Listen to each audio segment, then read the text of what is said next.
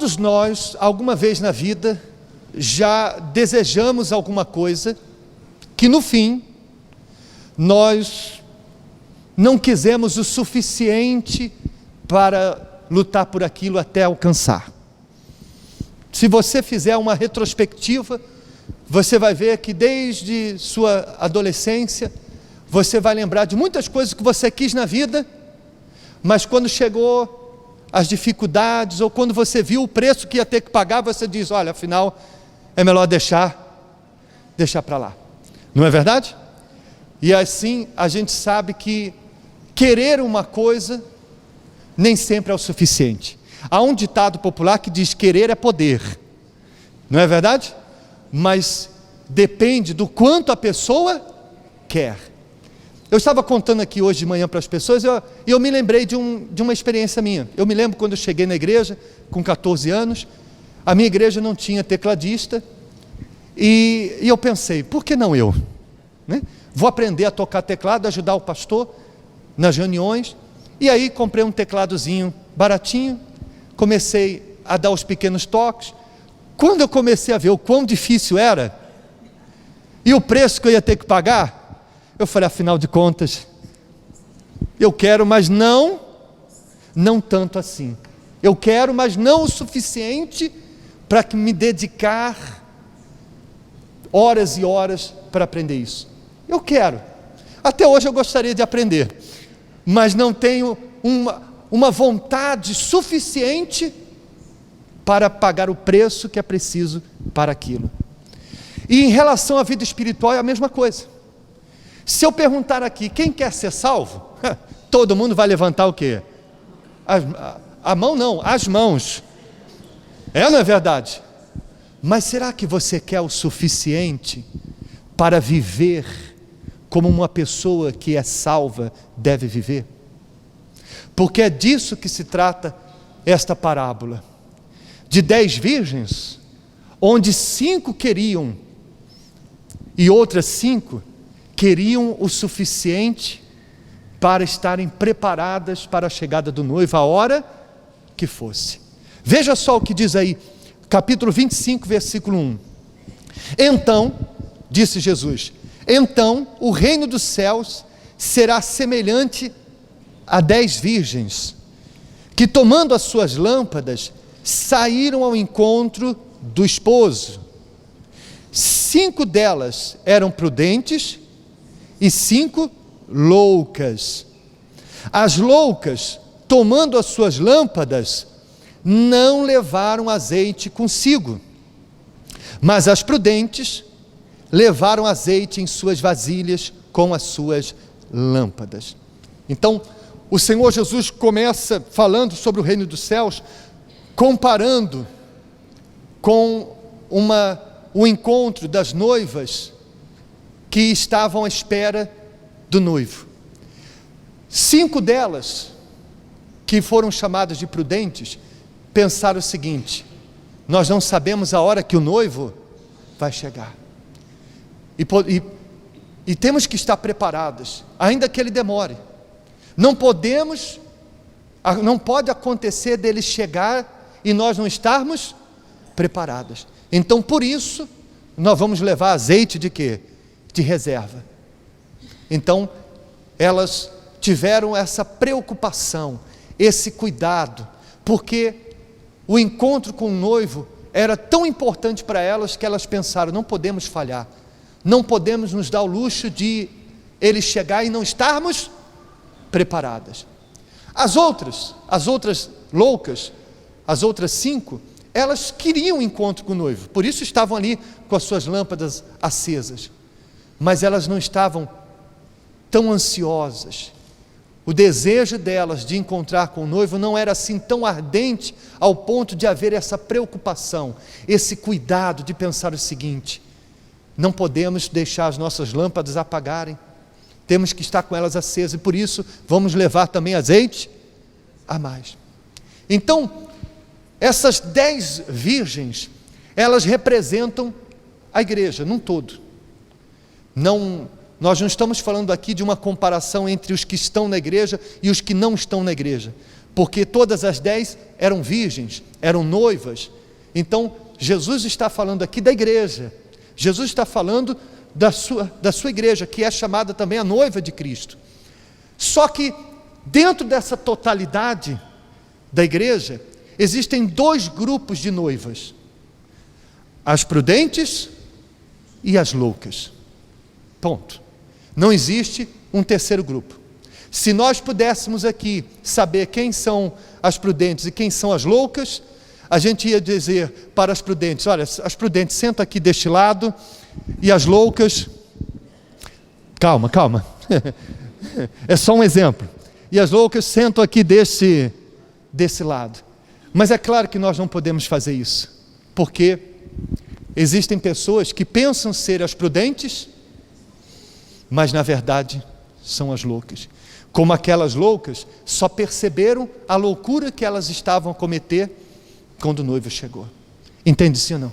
Mas uma coisa é certa: se Jesus voltar agora, neste momento, eu e você só estaremos de um lado ou do outro. Não existe um grupo do meio. Se você é aquela pessoa que diz: eu acho que sou prudente, ou eu acho que estou preparado, então você ainda é do grupo dos que não estão preparados.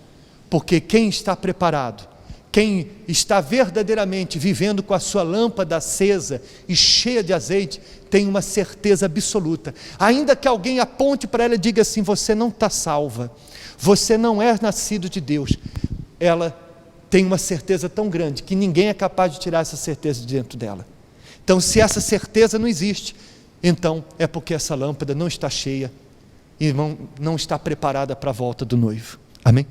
Então, por isso, é disso que Jesus está tratando aqui nessa parábola. E veja que o nome que Jesus deu para esses 2 grupos eram as prudentes e as loucas. Mas o que é que fez Jesus chamar um grupo de prudente e outro grupo de louco? A atitude que elas tomaram, a maneira com que elas estavam aguardando a chegada do noivo. Ou seja, aquelas que aguardavam a chegada do noivo, preocupadas com a sua lâmpada estar sempre acesa, essas foram chamadas de quê? Prudentes. Então, aquela pessoa que está na igreja e que está sempre preocupado em estar cheio da presença de Deus, que sempre que percebe qualquer coisa que possa estar tentando apagar a sua lâmpada, ela elimina aquilo da vida dela, seja um hábito, seja um pensamento, seja uma amizade. Se ela diz assim: olha, isso está me esfriando na fé, isso está me incomodando espiritualmente, isso está me contaminando, me deixando malicioso, sujando meu coração, não quero, porque eu não quero apagar a minha lâmpada, eu não quero perder o azeite da minha lâmpada. Então, essa pessoa que trata a vida espiritual com esse cuidado, com esse zelo, com essa dedicação, é chamado de quê? Prudente. Você já viu pessoas que cuidam bem, né? Você que trabalha na construção, você conhece profissionais que cuidam tão bem das ferramentas, né? Tem gente que cuida tão bem do carro, tem gente que cuida tão bem da aparência, não é verdade? Sim ou não? Isso não é bonito de se ver? É, não é? Mas mais bonito ainda é ver uma pessoa que cuida tão bem do seu relacionamento com quem? Com Deus. É aquela pessoa que zela pelo seu relacionamento com Deus, pela sua amizade com Deus. Para ela, só vir à igreja não é suficiente, ela quer mais, ela quer intimidade com Deus. Essa pessoa é chamada de quê? Prudente. Mas por que as loucas foram chamadas de loucas? Ou em algumas traduções é escrito chamado de nécias, porque nécia e louca é a mesma coisa. Por que elas foram chamadas de loucas? Pela maneira displicente, relaxada, posso dizer assim, que tratavam as suas lâmpadas, ao ponto de dormir com pouquinho azeite, sem se preocupar que aquele azeite iria o quê? Acabar. Sabe aquela pessoa que está dentro da igreja e ela é relaxada com o seu relacionamento com Deus? É aquela pessoa que diz assim, é aquela pessoa que para ela só estar dentro da igreja é o suficiente. se a fé dela não está bem, se a comunhão dela com Deus não está bem, se ela tem a consciência de que está fazendo coisas que desagradam a Deus, não incomoda ela, não incomoda, porque ela trata a vida espiritual dela de uma forma tão displicente, tão relaxada, que isso não faz diferença para ela. Essa pessoa é chamada de quê? Louca. Por que louca? Porque é uma loucura a pessoa se preocupar com tanta coisa na vida e não se preocupar com o mais importante, que é o seu relacionamento com Deus. Porque todas as outras coisas dependem do seu relacionamento com Deus. Você quer ser um bom marido, uma boa esposa? Seja um bom homem, mulher de Deus. Quer ser um bom pai, uma boa mãe, um bom profissional? Seja um bom homem ou mulher de quem? De Deus. Porque se você estiver bem com Deus, Ele vai capacitar você a estar bem nas outras coisas. Mas é loucura a pessoa se preocupar com tantas coisas na vida e não se preocupar com o mais importante, que é o seu relacionamento com quem? Com Deus. Então, porque ela vive de maneira relaxada, ela corre riscos que não deveria correr, frequentando lugares que não deveria frequentar, fazendo coisas que não deveria fazer, lendo e ouvindo coisas que não deveria ler e ouvir, porque vai lhe trazer malícia. Ou seja, a pessoa não cuida, não zela. Sabe aquela pessoa que não cuida da saúde? Você conhece gente assim? Come qualquer coisa, né? 10 horas, 11 da noite está comendo uma pizza, não é? Mas faz mal, fulano, não importa, eu estou com fome, o que importa é que eu estou com fome. Não é assim? Tem gente que não é assim? Come qualquer coisa, come doce, faz isso, faz aquilo, trata a sua saúde de qualquer o quê? Você vê aquilo, você diz o quê? Qual é a palavra? Loucura. Essa pessoa está correndo um risco com a saúde dela desnecessário. Não é verdade? Sim ou não? Agora, há pessoas que tratam a vida espiritual dessa mesma forma. Por isso, são chamados também por Deus de quê? Loucas. A maneira com que nós tratamos o nosso relacionamento com Deus é que vai definir em qual grupo nós pertencemos, dos prudentes ou dos loucos. Então ele diz, versículo 5, e tardando o esposo, tosquenejaram, ou seja, cochilaram e adormeceram. Mas à meia-noite ouviu-se um clamor, aí vem o esposo, saí-lhe ao encontro, e então todas aquelas virgens se levantaram e prepararam suas lâmpadas. As loucas disseram às prudentes, dai-nos do vosso azeite, porque as nossas lâmpadas se apagam. Mas as prudentes responderam, dizendo, não seja o caso que nos falte a nós e a vós, e diante aos que o vendem e comprai-o para vós. Então, o que aconteceu? Estava tudo bem com aquelas 10 virgens, até o momento, não se percebia quem era prudente ou quem era louca, porque todas as 10 estavam com as suas lâmpadas acesas, e tinha ainda azeite nelas, mas o noivo tardou, e essa demora não foi por acaso, é proposital. Essa demora foi com o propósito de revelar quem estava preparada e quem não estava. E muitas vezes Deus permite na vida da gente certas situações para a gente poder saber se estamos preparados ou não. Eu já vi muita gente que achava que estava bem com Deus, até passar por uma situação em que depois que passou por aquilo disse, olha pastor, ainda bem que eu passei por isso, porque eu achava que eu estava bem e não estava, porque eu tive atitudes que uma pessoa que está bem não teria tido. Eu pensei coisas que uma pessoa que está bem não pensaria. Eu fiz coisas que se eu tivesse bem, eu não faria. Mas eu só percebi quão mal eu estava quando eu passei por aquilo. E a gente tem que chegar a um nível de espiritualidade que a gente não precise passar pelas coisas para poder perceber a nossa condição espiritual. Nós não podemos ser como aquela criança que você tem que deixar ela cair, se machucar, para depois você dizer, está vendo? Eu não falei para você tomar cuidado? Não. Nós temos que alcançar uma espiritualidade de poder enxergar o que precisamos enxergar, apenas Deus falando conosco. Mas às vezes a pessoa está tão apagada, que ela só aprende, exato, na pancada. Ela só aprende apanhando, só aprende batendo a cabeça na parede. E alguns que às vezes nem assim aprendem. Então, essa demora aconteceu para que a diferença fosse vista, para que ficasse notório quem estava preparado, quem não estava, quem realmente queria daquela que só queria. Aí então aconteceu, com a demora aconteceu, quando elas acordaram, as que tinham azeite de reserva, viram que o azeite estava acabando, elas foram e usaram a sua reserva, e as que não tinham, as loucas, disseram: e agora? O que nós vamos fazer? Elas foram pedir azeite para as prudentes. Qual foi a resposta das prudentes? Não seja o caso que nos falte a nós e a vós. Ide antes aos que o vendem e comprai-o para vós. Ou seja, aquelas loucas, elas queriam da reserva das prudentes.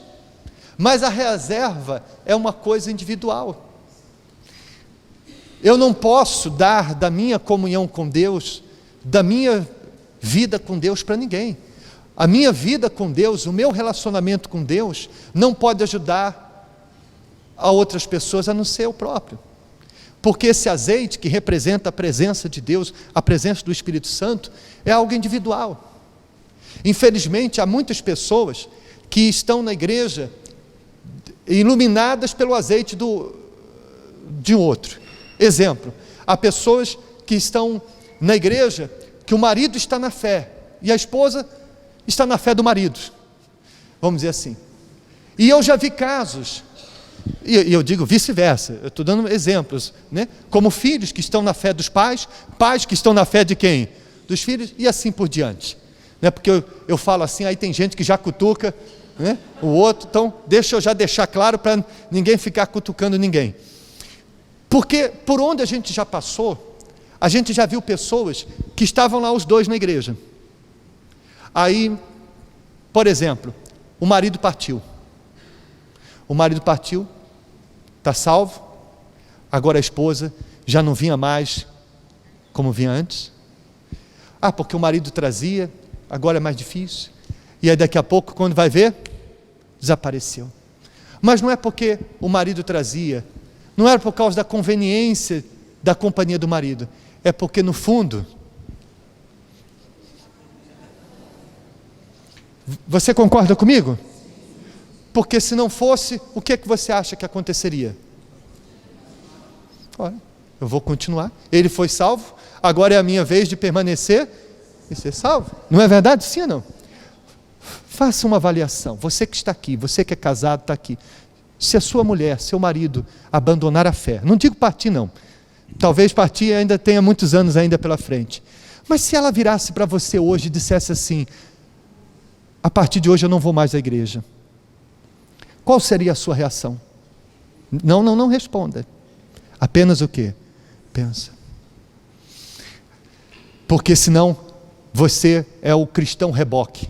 Sabe o que é o cristão reboque? Eu vou mostrar para você o que é o cristão reboque. É aquilo ali, ó. Você é aquele carrinho azul que está ali. O seu marido está indo na frente, ou a sua esposa, e você está indo aonde? Atrás, de reboque. Aquelas virgens nécias estavam ali querendo do azeite das prudentes, mas elas disseram: não, porque o azeite que nós temos serve só para quem? Só para mim.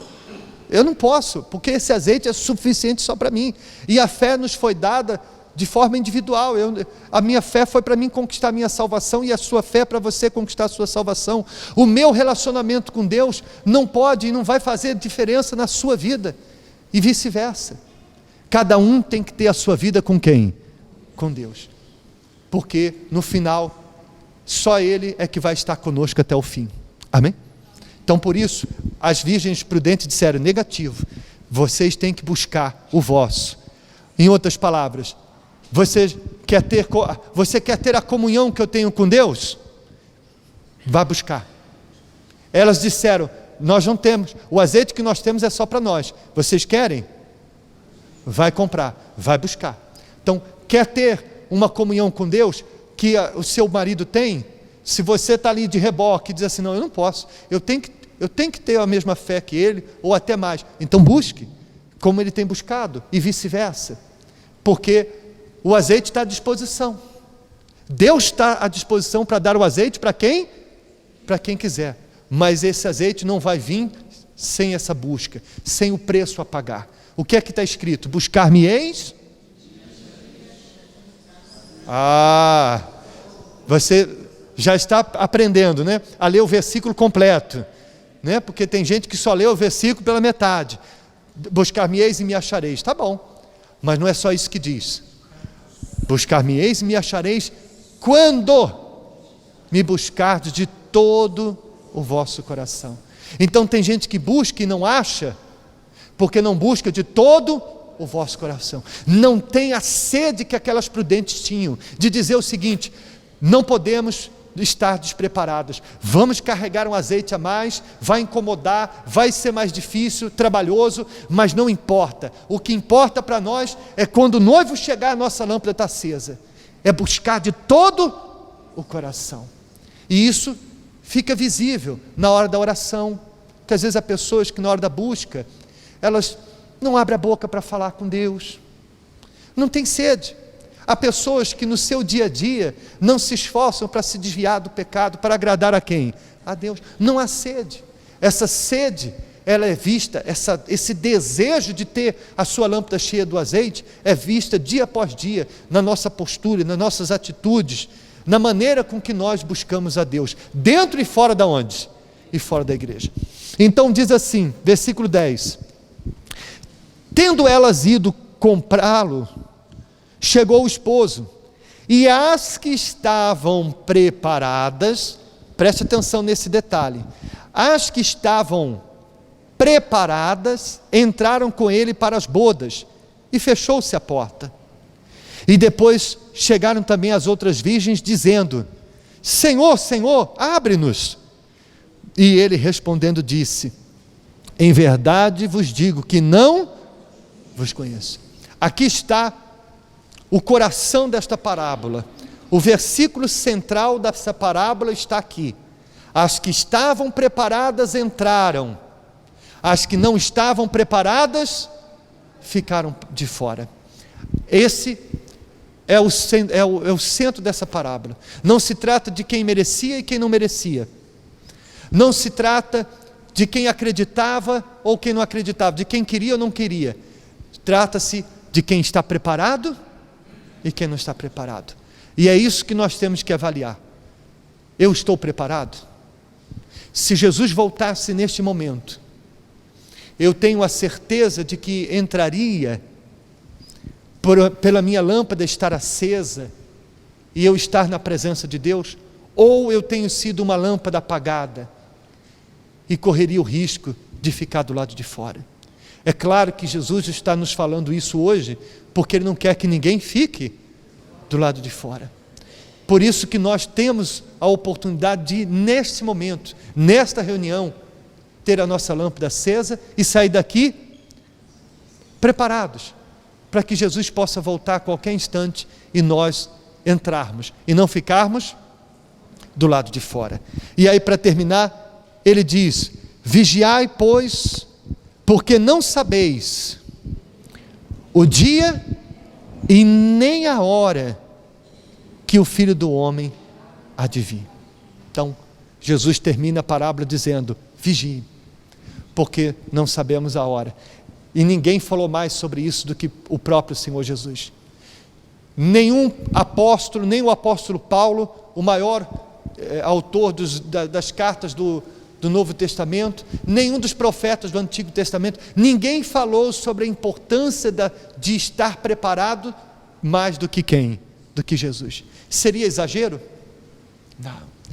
É porque ele sabe que no final dos tempos, muitos serão pegos despreparados. E ele não quer que nenhum de nós estejamos despreparados. Aquela chegada do noivo foi motivo de alegria para as que estavam preparadas, em motivo de tristeza e desespero?